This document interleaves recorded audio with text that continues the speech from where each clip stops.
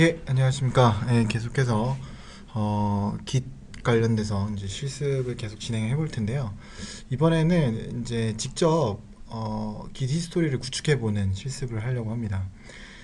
이전 실습에서는 Node.js를 받아서 이미 구축되어 있는 Git 히스토리를 기반으로 뭔가를 활용해 보고, 그래서 Git show라든지 어떤 블레임이라든지 뭐 그런 것들을 활용해서 기존에 있는 히스토리를 잘 활용해서 뭔가를 살펴봤다면, 이번에는 직접 히스토리를 한번 구축해 보는 시간인 거죠.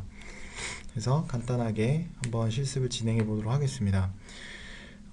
일단은 당연히 이제 GitHub 회원가입과 메일 인증은 필요하겠죠. 그 다음에 이제 Git을 설치해야 되는데, 요거는 이제 전 시간에도 설명을 드린 것처럼 그냥 간단합니다. 그냥 여기서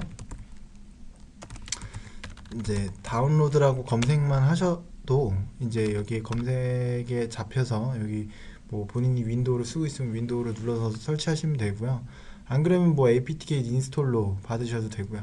그래서 이렇게 설치가 끝난 이후에 다음과 같이 설정을 해볼 수가 있어요. 예. 자,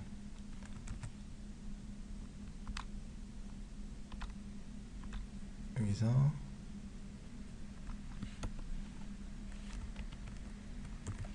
한번 가봅시다. 자, 동일하게 컨피그를 한 다음에 글로벌 유저 네임 해가지고 이렇게 네임을 줍니다. 여러분도 똑같이 설정을 하시면 돼요. 이 글로벌 설정을 하시게 되면은 나중에 이게 마이너스 L을 해봤을 때 이 설정되어 있는 이름 같은 걸 이렇게 또 이렇게 다음과 같이 확인해 볼 수가 있어요. 그쵸? 그리고 config 글로벌 연이어서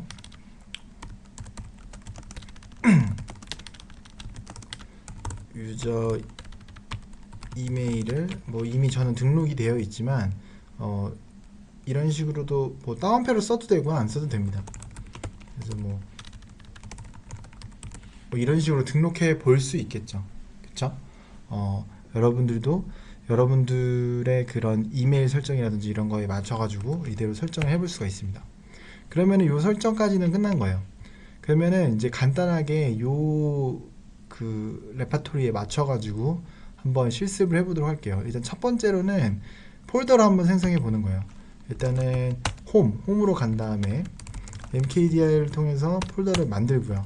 그 다음에 폴더로 들어왔습니다. 그쵸? 비어있죠 당연히. 그 상태에서 git init을 합니다. 자, git init을 하게 되면은 ls 남은 그 대시 a, 대문자 a를 했을 때 이제 점기 폴더를 확인해 볼 수 있어요. 그럼 이 점기 폴더 같은 경우에는 이런 의미죠. 이제 새 프로젝트 시작하기에 어떤 초기화된 어떤 폴더의 이 폴더라고 볼 수가 있습니다. 그래서 이 그 이클립스라든지 뭐 비주얼 스튜디오 같은 걸 통해서 뭔가 프로젝트를 시작할 때 그 새 폴더 안에 뭔가 초기화된 어떤 파일들이라든지 처음에 세팅된 어떤 파일들이 또 존재하기 마련이잖아요. 그런 것과 이제 유사하다고 볼 수 있어요. 그래서 프로젝트들은 이제 점깃 단위로 있는 거죠. 그래서 뭐 예를 들어서 저 같은 경우에는 git이라는 폴더 아래다가 다양하게 오픈소스, 그러니까 git으로 관리되는 프로젝트들을 이제 여기다 넣어놨는데요. 대표적으로 오픈소스 프로젝트들이 이제 여러 개가 있는데, 그 중에서 뭐 예를 들어서 이제 노드 프로젝트가 있다. 그럼 노드 프로젝트에도 .git이 있는 거고요. 이 상위 폴더로 올라와서 또 다른 프로젝트에 들어가 보도록 할까요? 다른 프로젝트, 뭐 예를 들어서 뭐 IP utils 이쪽에 가보면 또 IP utils의 폴더에 맞는 이 .git이 또 따로 있는 거예요. 근데 이 폴더 안에서 내부에서 또 .git이 있으면 충돌이 날 수가 있어요. 그런데 이제 이 최상위 폴더에 대해서는 또 이 하나만 있는 거죠. 이 하나만. 그래서 이 하나 안에 이제 여러 가지 git 히스토리가 다 담겨져 있고 관리가 된다. 뭐 이렇게 생각을 해볼 수가 있습니다. 그렇죠? 그러면은 그 다음 단계 간단한 hello.c를 만드는데, 여기선 캐시라고만 간단하게 적혀 있지만 요 소스 내용을 그대로 이제 작성을 하시면 돼요. 그래서 이제 에디터를 통해서 include stdio io.h 뭐 a를 하고 프린트 f 자 이런 식으로 작성을 해볼 수가 있습니다. 그러면은 여기 나온 것처럼 이제 소스 파일이 하나 생긴 거죠. 소스 파일이. 예. 그럼 소스 파일이 하나 생겼어요. 그러면은 그 다음에 이제 애드랑 커밋을 통해서 히스토리를 만들 수가 있는데요. 여기서 우리가 집중해야 되는 건 뭐냐면 결국에는 Git을 사용하는 거는 개발 도중에 사용을 하게 되는 거예요. 그러면 개발 도중에는 소스 파일이 새롭게 추가될 수도 있겠고요. 또 수정이 될 수도 있고 삭제가 될 수도 있고 다양한 일들이 발생할 수 있는데 그때마다 add와 commit 이 두 가지의 조합을 통해서 역사분을 계속 만들어낸다라고 생각하는 게 제일 중요해요. 그래서 이렇게 새로운 파일이 만들어졌을 때 스테이터스를 보면 추적되지 않는 파일이 처음에 생긴 거죠. 그럼 이거를 add를 통해서 준비를 하고, 그러니까 히스토리를 만들 준비를 하는 게 add예요. 준비를 했어요. 준비 작업이 됐어요. 새로운 파일에 대해서 준비가 됐어요. 준비가 된 이후에 커밋을 할 수가 있는 거예요. 준비가 돼야지 커밋이 되겠죠. 그래서 worst commit이라고 한번 명칭을 내려보고 쇼트 로그를 해봤을 때 하나의 커밋이 만들어진 걸 이렇게 다음과 같이 확인할 수가 있습니다.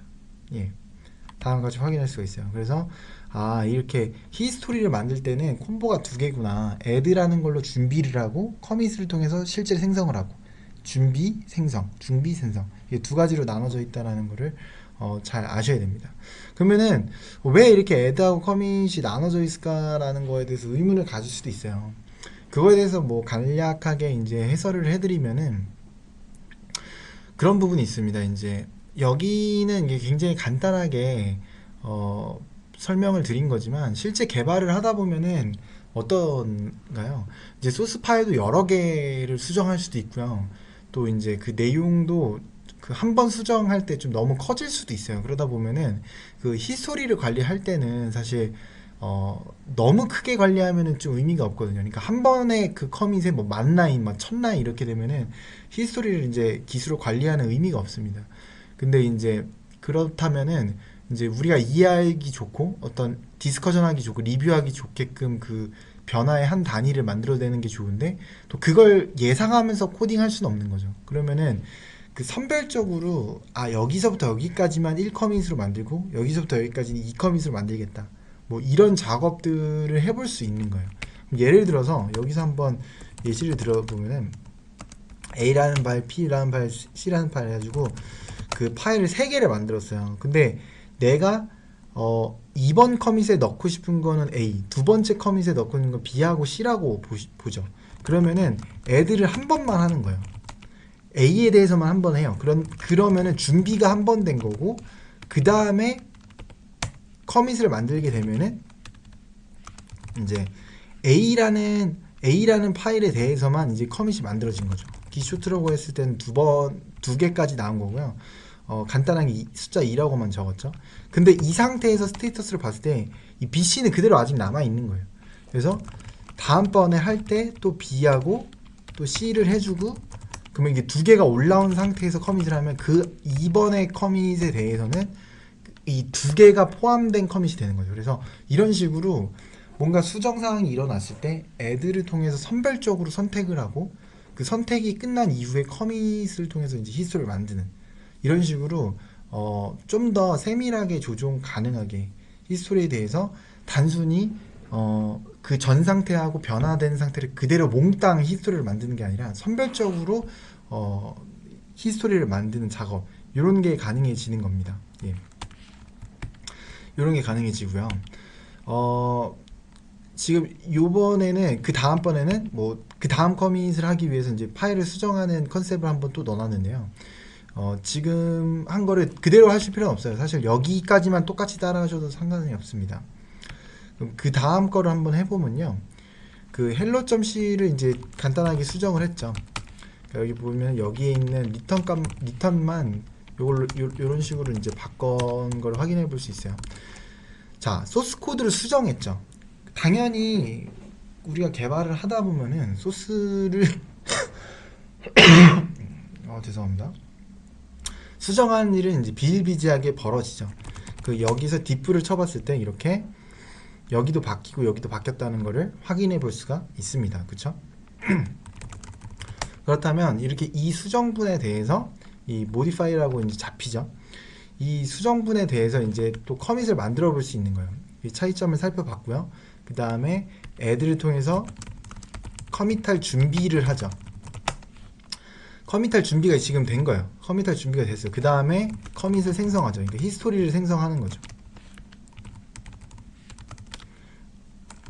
커밋이라고 하고 로그를 하게 되면은 이렇게 아까 전에 이제 이거는 이제 우리가 임의로 한번 해본 거고 이 두 개의 커밋이 쌓여져 있는 걸 보고 총 4개가 된 걸 볼 수 있죠.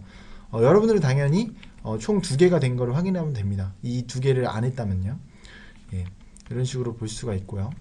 여기서 뭐 추가적으로 하나 말씀을 드리면 리셋 같은 걸로 이제 이걸 또 없애버릴 수가 있어요. 커밋을 이런 식으로 이렇게 하면은 지금 그 가장 위에서 그 다음 거에 리셋을 시키는 건데 이 명령을 치게 되면은 이제 커밋을 없애는 효과를 볼 수 있습니다.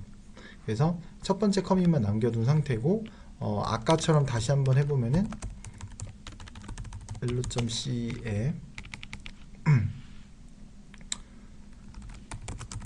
예, diff로 그냥 잡히죠. 왜냐면 소스 수정 상태는 그대로니까요. 여기서 BC는 없애버리고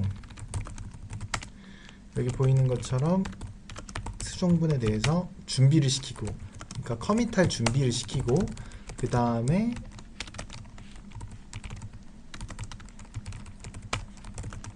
를 하게 되면 두 번째 커밋까지 완성이 돼서 2개의 커밋이 완성된 거를 확인해 볼 수가 있습니다. 그쵸? 그러면은 총 2개의 커밋을 했고요.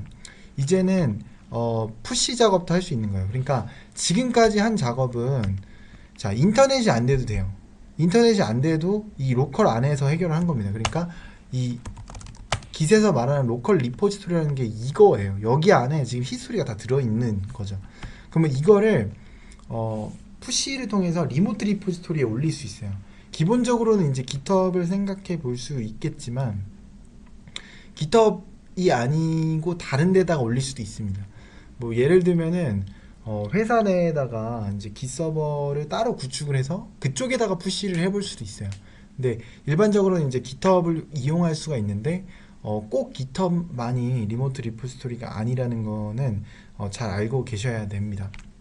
자, 그렇다면은 이제 푸시를 해야 되는데요. 푸시를 하기 위해서 그 리포지토리를 만듭니다. 자, 한번 리포지토리를 만들어 볼까요? 자, GitHub으로 들어가서요. 새로운 프로젝트를 하나 만들어 볼 수 있어요. 지금 이 테스트 프로젝트가 하나 있기 때문에 다른 이름으로 한번 만들어 볼게요. 자, 리포지토리를 이제 git 테스트 뭐 요렇게 해가지고 하나 새롭게 만들어 봤어요. 자, 새롭게 만들었습니다. 이 새롭게 만들었다면 처음에는 이제 그 코드도 없고 뭐 리드미도 없고 아무것도 없기 때문에 이렇게 URL만 나와요. 그러면은 이 리모트 URL이 이 리모트 그 리포지토리가 이제 생성돼서 준비가 된 상태인 거죠. 그러면은 이 생성된 리모트 리포지토리에 대한 URL을 이런 식으로 등록해 볼 수 있어요. 이 꺽쇠는 제외하고 치시면 되고요. 여기 나와 있는 것처럼 git remote add origin 이런 식으로 하게 되면은 리모트 -v를 했을 때 지금 내가 생성한 GitHub의 리모트 리포지토리에 대한 주소가 이렇게 등록된 거를 확인해 볼 수가 있습니다. 예, 아시겠죠? 그러면은 여기다가 이제 푸시를 해볼 수 있는 거예요. 그럼 푸시하는 내용이 결국에 뭐냐? 이 점기산에 있는 내용. 그러니까 우리가 쇼트로그라든지 이런 걸 통해서 볼 수 있는 이런 히스토리가 그대로 여기다가 올라가시게 되는 거예요. 그러면 당연히 다른 사람들도 이 내용을 볼 수가 있을 거고요. 이 내용을 가져다가 쓸 수도 있겠죠. 예. 그래서 이런 식으로 내가 히스토리를 구축해서 푸시를 통해서 이제 리모트 리포지토리에 올릴 수가 있는데 여기 보이시는 것처럼 git push origin master 요거를 명령을 때리시면 됩니다.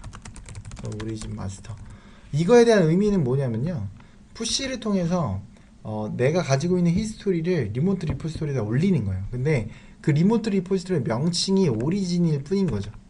이 명칭은 사실 LBC 뭐 AAA, BBB 뭐 이렇게 해도 뭐 전혀 상관이 없습니다.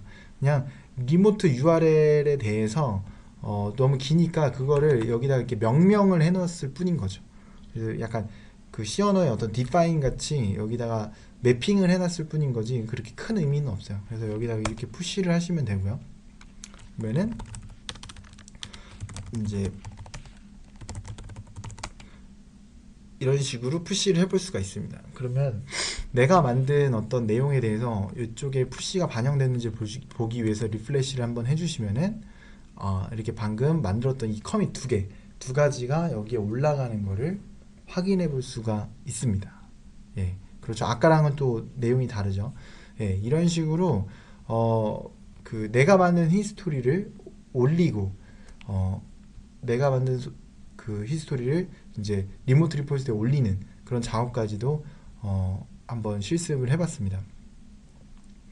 지금 우리 같은 경우에는 굉장히 간단한 상태로 이렇게 히스토리를 구축을 해봤는데요. 이렇게 샘플을 해본 만큼 이전에 봤던 한번 노드.js에 대해서 다시 한번 보면은 우리가 이제 눈에 더 들어올 거예요. 그러니까 자, 일단 노드.js 프로젝트를 봤을 때 노드.js도 동일하게 점깃이 있습니다. 아까 전에 우리 같은 경우에는 쇼트로그를 했을 때 2개밖에 안 뜨지만 여기는 굉장히 많죠. 왜냐면 또 유저들도 많고 사람들도 많고 그렇기 때문에 이렇게 쭉 여러 개가 뜨는데 누가 뭐 얼마나 했고 몇 개를 했고 이런 것들이 쭉 같이 나오는 겁니다. 그러면은 뭐 긴 로그를 통해서도 원라인을 통해서도 히스토리를 쭉 볼 수 있겠죠. 요거하고 비교해보면 어떨까요? 긴 로그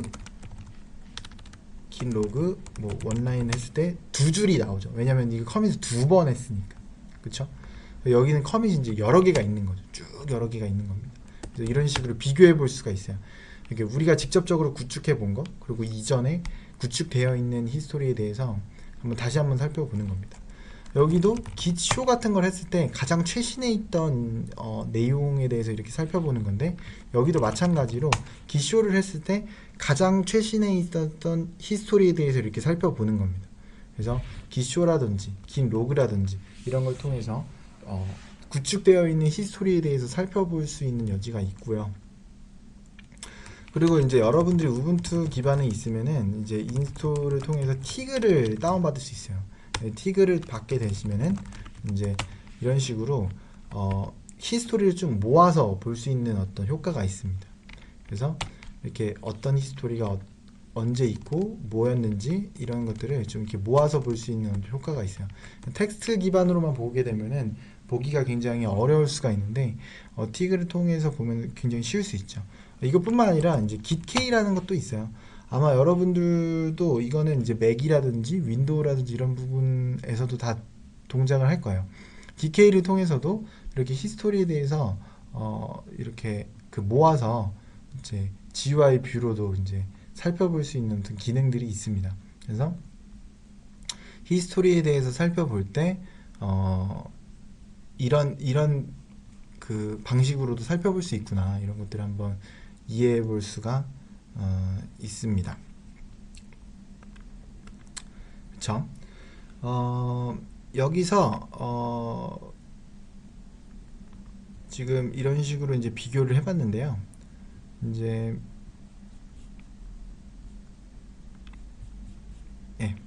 다시 이제 프레젠테이션으로 돌아가 보게 되면은 일단은 우리가 구축을 해서 올리는 것까지 이제 살펴봤고, 좀 더 실제로 이제 개발할 때 이거를 쓰게 되면은 당연히 다양하게 이제 히스토리가 늘어나고 복잡해질 수 있겠죠. 그래서 지금은 이제 간단한 예제를 통해서 살펴본 거지만 여러분들이 실제로 프로젝트에 임했을 때 이렇게 각각의 변화분에 대해서 히스토리를 남기고 하게 되면은 좀 더 복잡 다양하게 이제 히스토리가 이제 구축되는 거를 이제 볼 수가 있습니다. 그러면은 우리가 이전 시간에 했던 것처럼 그런 블레임이라든지 쇼라든지 로그라든지 그런 걸 통해서 다양하게 소스 코드 이 해당 프로젝트에 대해서 분석해보고 살펴보는 것들을 해볼 수가 있는 거죠. 예, 오늘은 일단 이번 시간까지 마무리를 짓겠고요. 그 다음 강의에서는 이제 다른 사람의 프로젝트, 그러니까 타 프로젝트에 참여를 어떻게 해야 되느냐.